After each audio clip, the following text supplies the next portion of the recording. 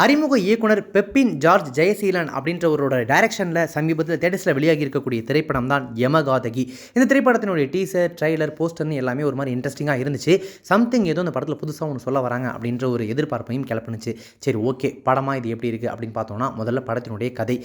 தஞ்சையில் இருக்கக்கூடிய ஒரு கிராமத்தோட கோயிலுக்கு காப்பு கட்டும் அறிவிப்பை கொடுக்குறாரு ஊர் தலைவர். அவருடைய மகளான லீலாவுக்கு, அதாவது படத்தினுடைய ஹீரோயின் ரூபா கொடுவாயூர், அவங்க தான் ஹீரோயினாக பண்ணியிருக்காங்க. அவங்களுக்கு சின்ன வயசுலேருந்தே மூச்சு திணறல் பிரச்சனை இருந்துகிட்டு இருக்கு. ஒரு நாள் அப்பாவுக்கும் பொண்ணுக்குமான அந்த வாக்குவாதம் ரொம்ப எக்ஸ்ட்ரீமாக போக, வாக்குவாதத்தோட முடிவில் லீலாவை அரைஞ்சிடுறாரு அப்பா. இதனால் கோபத்தோட தன்னுடைய அறைக்குள்ளே போகக்கூடிய லீலா சில நேரம் கழித்து தூக்க மாட்டிக்கிட்டு இறந்து போனது தெரிய வருது. இந்த நிலையில் இறுதி ஊர்வலத்துக்காக பிணத்தை வீட்டிலேருந்து எடுக்க ட்ரை பண்ண பிணம் வீட்டை விட்டு நகர மறுக்குது. நீங்கள் நான் சொன்னதை கரெக்டாக தான் கேட்டிருக்கீங்க. அந்த உயிர் போன பிணத்தை வீட்டை விட்டு நகர்த்த முடியல அவங்களால. ஊரே திரண்டும் கிடத்திய கட்டில் அசைக்க முடியாமல் பிணமாக கிடக்கிறா லீலா. பிணம் ஏன் நகர மறுக்குது, லீலாவின் சாவுக்கு காரணம் யார் அப்படின்றத பேசும் அமானுஷ்யம் கலந்த த்ரில்லர் தான் இந்த யமகாதகி. படத்தினுடைய நடிகர்கள் முதல்ல எப்படி நடிச்சிருக்காங்க அப்படின்னு பார்த்தீங்கன்னா, படத்தில் முக்கால்வாசி நேரம் பேசாமல் அசையாமல் இருந்தாலுமே கூட மௌனமான அந்த கோப சிரிப்புனால நெஞ்ச பதற வைக்கிறாங்க படத்தில் முதன்மை கதாபாத்திரத்தில் நடிச்சிருக்கக்கூடிய ரூபா கொடுவாயூர். அதுவும் கட்டில் மேலே மிதந்து நிற்கும் அந்த இடத்துலலாம் அவங்களுடைய பாவனையை பார்க்கும்போது உண்மையாகவே சிலிர்த்து போகுது அப்படின்னே சொல்லலாம். அடுத்ததாக அவங்களுக்கு அண்ணனாக வரக்கூடிய சுபாஷ் ராமசாமி தன்னுடைய கதாபாத்திரத்திற்கு கிடைச்ச ஒரு சில உணர்வுபூர்வமான இடங்கள்லையுமே சோபிக்க தவறிடுறாரு. அந்த கதாபாத்திரத்தை இன்னும் வேறு மாதிரி ஹேண்டில் பண்ணி பர்ஃபார்மன்ஸ் வேறு மாதிரி கொடுத்துருக்கலாம் அப்படின்னு தோணுச்சு. அம்மாவாக கீதா கைலாசம் கதையோட ஆன்மாவை காப்பாற்றக்கூடிய அற்புதமான நடிப்பை கொடுத்து படத்துக்கு மிகப்பெரிய வலுவாக இருக்காங்க. காதலராக வரக்கூடிய என்பி ஆல்ரெடி இலசுகள் மத்தியில் ஃபேமஸான நரேந்திர பிரசாத், அண்ணியாக ஹரிதா ஆகியோரோட நடிப்பில் பெருசாக குறைகள் எதுவும் இல்லை. இவங்களை தவிர ஊர்க்கார பெண்களாக வர்றவங்களும் தேவையான நடிப்பை கொடுத்துருக்காங்க. ஆனால் ஆண் துணை கதாபாத்திர நடிகர்களாக வரக்கூடிய அவங்களுடைய நடிப்பில் தான் செயற்கைத்தனம் இங்கேந்து செவ்வாய் கிரகம் வரைக்கும் எட்டி பார்க்குது. சாமியார், ஊர் தலைவர் உட்பட பலருடைய நடிப்பையும் இன்னும் கொஞ்சமும் மெருகேற்றி இருக்கலாம். கண்டிப்பாக மெருகேற்றி இருந்தாங்கன்னா படம் வேற மாதிரியான ஒரு ஃபீலை கொடுத்துருக்கும். அவங்களுடைய நடிப்பு ரொம்ப செயற்கைத்தனமாக இருந்ததுனால படத்தில் நிறைய இடங்களில் துருத்தின மாதிரி இருந்துச்சு. அடுத்ததாக தொழில்நுட்ப ரீதியாக, அதாவது டெக்னிக்கல் அஸ்பெக்ட்ஸில் இந்த யமகாதகி எப்படி இருக்காங்க அப்படின்னு கேட்டிங்கன்னா, கதவை காட்டிய இடத்துல மிரட்ட ஆரம்பிக்கும் இசையமைப்பாளர் ஜெசின் ஜார்ஜின் பின்னணி இசை முக்கியமான இடங்களில் கதையோட ஒன்றை செய்யும் வேலையை ரொம்பவே கச்சிதமாக செஞ்சிருக்கு. பின்னணி இசையில் கூடுதல் கவனம் செலுத்தியதுனாலையோ என்னவோ அவருடைய பாடல்கள் எதுவுமே பெருசாக மனசில் நிற்கல. ஒரு சின்னோண்டு கிராமம் தான், அதுவும் ஒரு சின்ன வீட்டுக்குள்ளே நடக்கக்கூடிய கதை அப்படின்னு ஒரு சுருக்கப்பட்ட வெளியிலையுமே கூட தேர்ந்த கேமரா கோணங்கள், சிறப்பான ஒளியுணர்வை தந்து ரசிக்க வைக்கிறாரு ஒளிப்பதிவாளர் சுஜித் சாரங். குறிப்பாக இரவு நேர காட்சிகள் ரொம்பவே சிறப்பாக கையாளப்பட்டிருக்கு.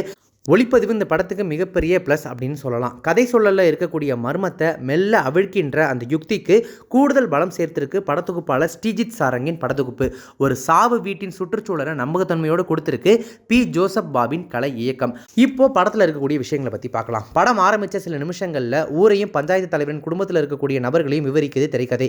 அது சற்றே சுவாரஸ்யம் இல்லாத இடத்தை எட்டக்கூடிய நிலையில் வரக்கூடிய அந்த பகீர் காட்சி நம்மையுமே அப்படி எப்பா என்னப்பா அது அப்படின்ற மாதிரி நிமிர்ந்து உட்கார வைக்கிது. இதுதான் காரணம் அப்படின்னு நினைக்கக்கூடிய ஒவ்வொரு விஷயங்களையுமே வச்சு திரைக்கதையில் மற்றொரு த்ரில்லர் எபிசோடையும் தொடங்கியிருக்காரு அறிமுக இயக்குனரான பெப்பின் ஜார்ஜ் ஜெயசீலன். ஒரு பெண் தற்கொலை செஞ்சால் ஊர் என்ன பேசும் அப்படின்ற எழுத்து பொறுப்புடன் பெண்ணியம் பேசுது. யமகாதகி அப்படின்றது ஒற்றை நபர் இல்லை, சமூகம் தான் அப்படின்றத பிரச்சார நெடி இல்லாமல் அதை பெண்களையே பேச வச்ச எஸ் ராஜேந்திரன் அவர்களுடைய வசனங்களுக்கு 1000 ஹாட்டின்கள் கொடுக்கலாம். குறிப்பாக இறுதி காட்சியில் வரக்கூடிய அந்த பலார் வசனங்கள் எல்லாம் பயங்கரமாக தியேட்டரில் கிளாப்ஸ் வாங்குது. ஆனால் இதில் ஹார்ட்டின் வாங்கக்கூடிய படத்தினுடைய குழு காதல் காட்சிகளில், அந்த ரொமான்ஸ் போர்ஷன்களில், மேக்கிங்லேயும் சரி வசனங்கள்லேயும் சரி ஹார்ட்டின்களை வாங்க மிஸ் பண்ணிடுறாங்க. இடைவேளைக்கு பிறகு காட்சிகளை கம்ப்ளீட்டாக குறைச்சிட்டு உரையாடலை அதிகப்படுத்தியிருக்காங்க. அது பார்க்குற பார்வையாளர்களை ஷப்பா என்னடா பேசிக்கிட்டே இருக்காங்க அப்படின்ற மாதிரி லைட்டாக கொஞ்சம் டயர்ட் ஆகுது. அதே போல் துணை கதையாக வரக்கூடிய திருட்டு சம்பவம் திரைக்கதைக்கு மிகவும் அவசியம் அப்படின்ற வகையில் அதை இன்னுமே அழுத்தமாக பதிவு பண்ணியிருக்கலாம். காவல்துறையின் விசாரணை முறையும் மிகவும் மேலோட்டமாகவே இருக்குது. இது முன்னோக்கி போகக்கூடிய திரைக்கதையை சற்றே பின்னே இழுத்து லாஜிக் மீறர்களாக மாறிடுது.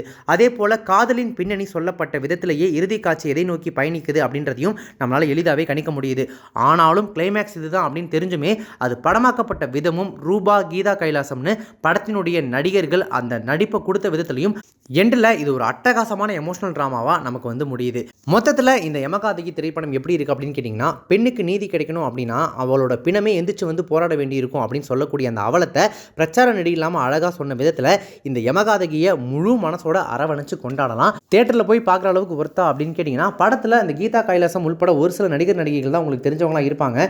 பெரும்பாலும் புதுமுகங்களை தான் நடிக்க வச்சிருக்காங்க. தொழில்நுட்ப டீமுமே கம்ப்ளீட்டாக புது ஆளுங்க தான். பட் இருந்தாலும் ஒரு நல்ல கண்டென்ட்டை ஒரு நல்ல படமாக கொடுத்துருக்காங்க.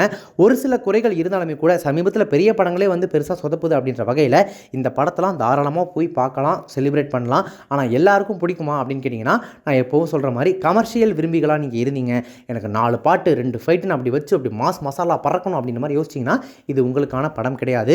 சினிமாவை நான் எப்படி இருந்தாலும் வந்து அதை உட்காந்து பார்த்து பொறுமையாக நல்லா இருந்துச்சுன்னா ரசிப்பேன், நான் அதை கொண்டாடுவேன் அப்படின்னு நினச்சிங்கன்னா இந்த திரைப்படம் உங்களுக்கானது அப்படின்றத தாராளமாக சொல்லலாம்.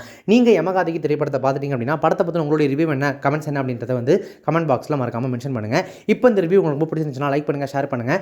நம்ம சேனலை இது வரைக்கும் சப்ஸ்கிரைப் பண்ணவங்க யாராவது பார்த்துருக்கீங்க அப்படின்னா மறக்காம உடனே இப்போ நம்ம சேனலுக்கு சப்ஸ்கிரைப் பண்ணிவிட்டு பக்கத்தில் நோட்டிஃபிகேஷன் பெல் பண்ணி மறக்காம டிங் நினைத்துருங்க.